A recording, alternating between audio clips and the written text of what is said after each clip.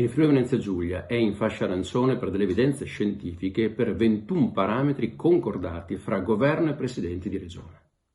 Quindi non vi è nessuno stupore e nessuna novità in tal senso. Anche gli stessi provvedimenti dei presidenti di Friuli Venezia Giulia, Veneto e Emilia Romagna recentemente presi, nelle loro stesse dichiarazioni sapevano che il governo avrebbe potuto e dovuto intervenire se le nostre regioni avessero ecceduto alcuni parametri riguardanti i sistemi sanitari e il virus. Oggi quindi abbiamo di fronte la fotografia dello stato di salute della nostra sanità e del virus all'interno dei nostri confini regionali.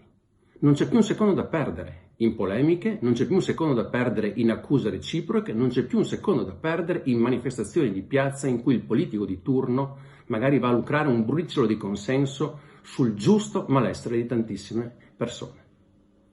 Oggi è il momento di lavorare tutti per far sì che il Friuli Venezia Giulia in 15 giorni possa tornare dalla fascia arancione alla fascia gialla.